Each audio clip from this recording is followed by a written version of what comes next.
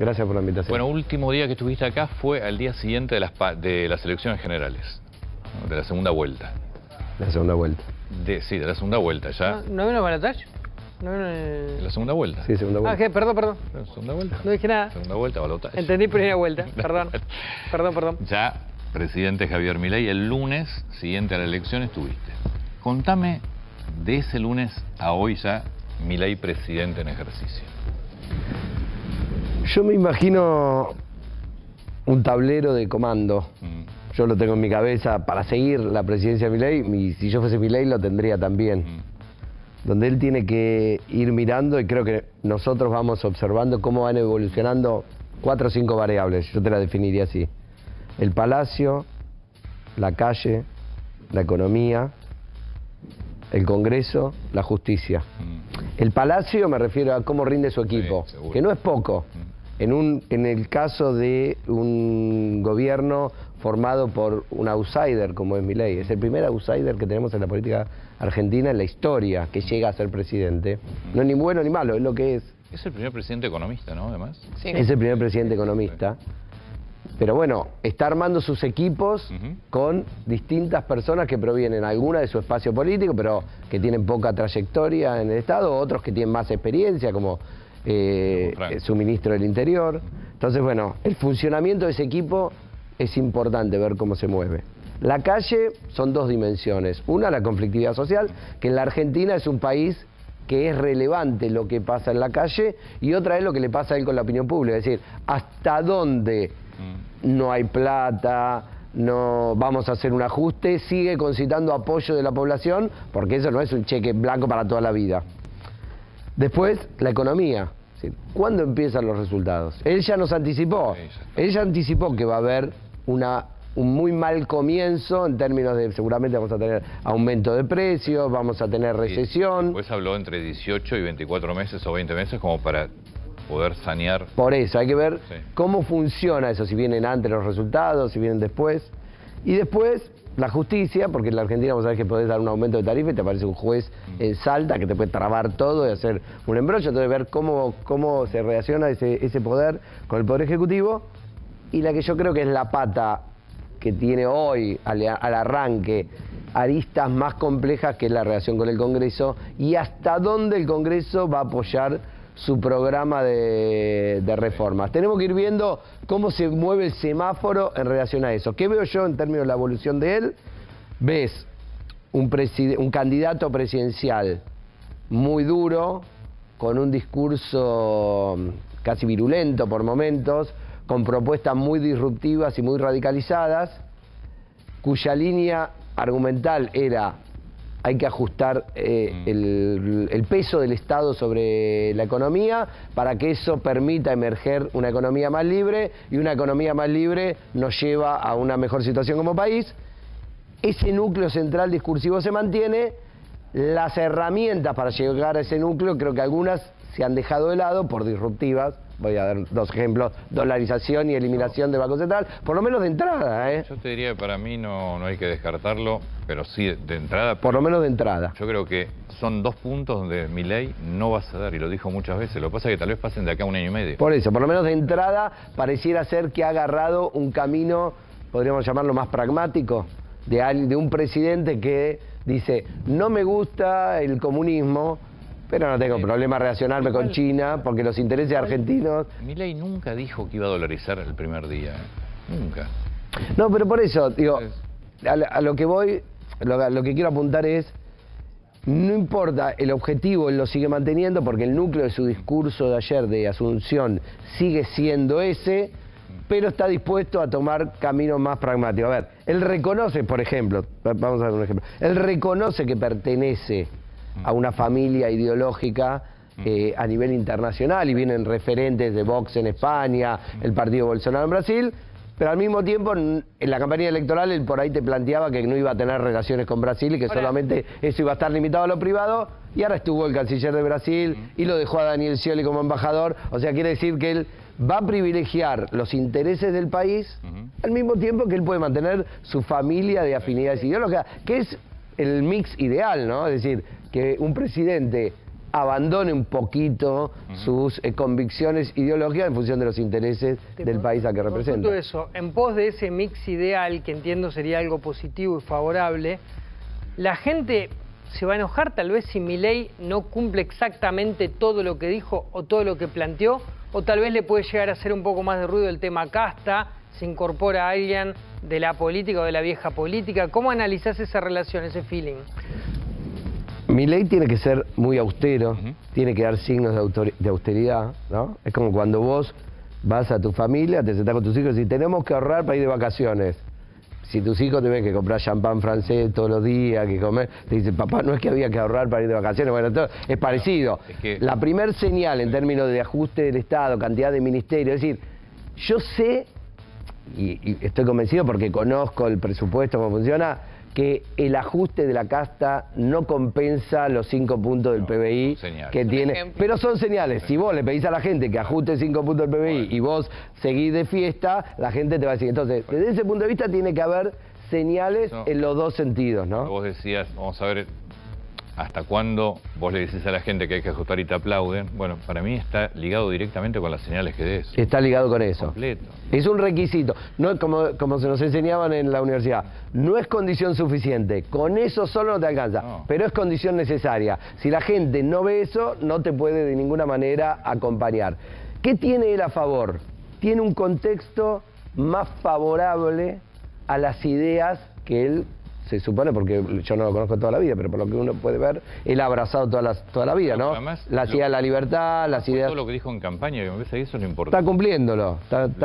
La gente votó exactamente eso. Puede haber igual cierta estrategia discursiva de dar malas noticias al inicio, cosa de que cualquier buena noticia sea bien recibida. Yo creo que es una estrategia política, ¿no? De comunicación, comprar tiempo, es decir, lo bueno va a venir dentro de 4 años. Entonces, si aparece al año y medio, la gente lo va a valorar más.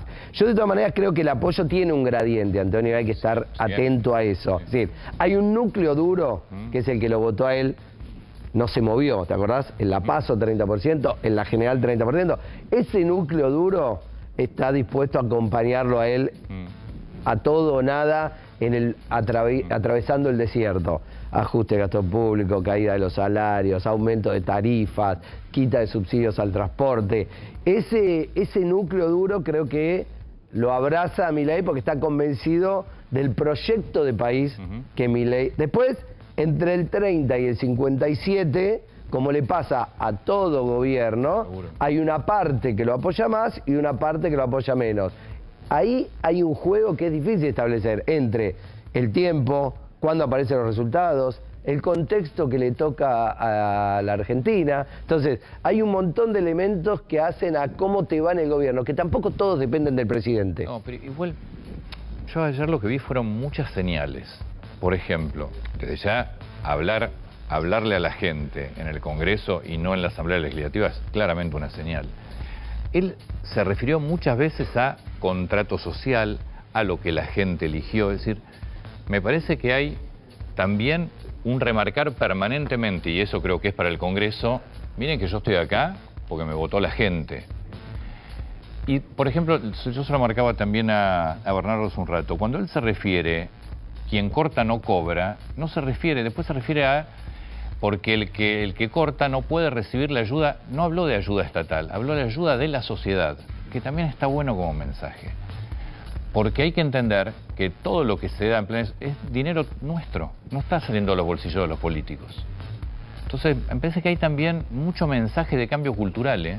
No, es un cambio cultural. Sí. Hay que ver después ese proceso, hasta dónde se profundiza y hasta dónde tiene éxito Milei, porque en la medida que Milei tenga éxito puede profundizar ese cambio, en la medida que no sea exitoso. Incluso, como vos decías, no hay por qué descartar que ese cambio pueda ser progresivo, es decir, en un momento determinado, porque al mismo tiempo va a tener hitos que en la Argentina los tiene que atravesar cualquier político, por ejemplo en la elección de medio término. Entonces hay que ver hasta dónde llega en la elección de medio término y en función de eso hasta dónde. Ahora, yo creo lo mismo que vos, el discurso de ayer tiene un fuerte contenido de cambio cultural, un fuerte contenido fundacional, Eso hay que reconocerlo, que todos los presidentes argentinos creen que vienen a refundar la Argentina. Uno parece uno de los males de la Argentina. Es uno de los males de la Argentina. Sí. Alguno quizás en algún momento tenga éxito y le vaya bien, pero comparto con vos la idea de que Milei, parado de espaldas al Congreso y de cara a la plaza,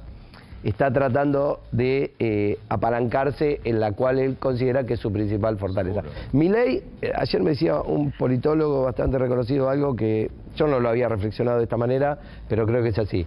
Es el presidente más fuerte y más débil de la historia argentina al mismo tiempo. Yo te iba a consultar, porque en fuerzas parlamentarias no es el más débil de la historia. Claro, es el más fuerte porque no le debe nada a nadie.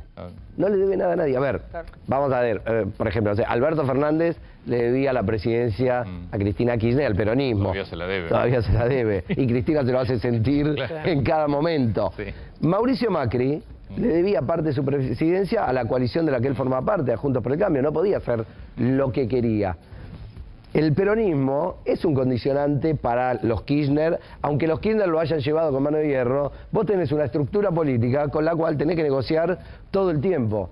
Milei no tiene que negociar con nadie. Su partido político es un partido que es totalmente dependiente de Milei. Los votos son exclusivamente de Milei. Milei es alguien que viene de afuera, es como, yo siempre digo, es como si cualquiera de nosotros cuatro dentro de 3 años es presidente.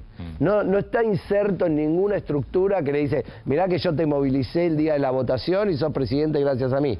Ahora, la contracara de eso, que es tu pregunta, es al mismo tiempo el presidente que menos recursos tiene en términos institucionales. Entonces le está diciendo al Parlamento, ojo, que la discusión con ustedes, que empieza ahora, ¿no? Como un matrimonio. Ayer fue el casamiento, la fiesta, el Colón, todo lindo. Hoy empieza el gobierno, los anuncios, ver cómo reaccionan los mercados. Bueno, en esa relación que empieza hoy con el Congreso y esa negociación, ahí Milei lo que tiene para poner en la mesa dice, mirá, yo tengo esta gente que está pidiendo un cambio de estas características. Yo sé que acá no tengo mayoría, pero creo que ustedes me tienen que acompañar. Y te voy a decir algo.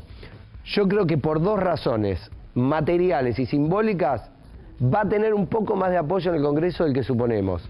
Materiales porque, más allá de los bloques mayoritarios que hoy tenga el Congreso, hay mucho gobernador, mucho intendente necesitado de recursos y que va a tener que negociar con el presidente. Y si bien el presidente dice todo el tiempo que no hay plata, siempre algo de plata hay para alguna negociación de estas características.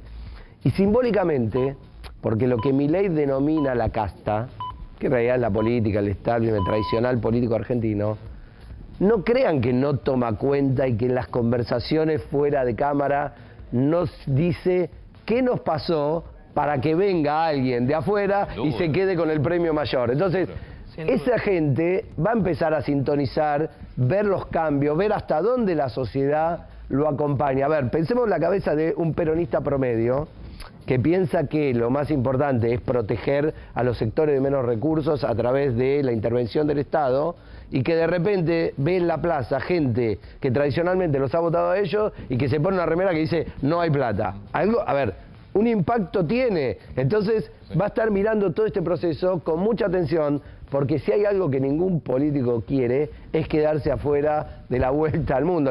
Puede estar un día arriba, un día abajo, pero lo que nunca quiere es caerse para siempre, ¿no? No me bajen del juego. No me bajen del juego. Tengo una última pregunta. ¿Y Cristina Kirchner? Es decir, futuro, porque todo indica que quedás concentrado en Kicillof. ¿Qué pasa con el kirchnerismo? A ver, creo que lo hablábamos no el día del balotaje, porque ese día ya Massa había sido descartado de la competencia, pero el día de la elección general, una posibilidad era que el peronismo pariera un líder. Sergio Massa podría haber sido ese líder, evidentemente eso no pasó. Es raro que alguien se convierta en jefe del peronismo sin haber ganado una elección, sin juntar votos. El peronismo es un partido que... Entonces, ¿siguen siendo Cristina Fernández o Kicillof? Bueno, ahí hay un problema. ¿Cuál es? Todavía Kicillof nunca ha mostrado intenciones de ser un jefe político de ese espacio, y además la provincia de Buenos Aires es una provincia que tiene muchísimos problemas de autonomía financiera, económica y por lo tanto política. Sí. Cuando hay un presidente peronista y cuando no hay un presidente peronista. Entonces, ahí tiene unas limitaciones. Y Cristina, que seguramente aún hoy sobre el universo de votantes peronistas debe ser la que más predicamentos sigue teniendo, todo el mundo sabe que es muy poco eficiente para volver a llevar al peronismo al poder, porque, digamos, sus límites en términos de crecimiento electoral ya son conocidos y son sabidos. Entonces, eso le plantea un desafío al peronismo. ¿Cómo convivir con un líder que al mismo tiempo es el que más expectativas genera, pero es un tapón para la vuelta del peronismo al poder? Bueno, soy, ¿no? Hay que... Digo, porque tal vez, si el gobierno de Milei no resulta siendo exitoso, no resulta exitoso, tal vez esa situación cambie y tal vez la figura de Cristina, aún siendo un tapón, puede crecer también más, no sé.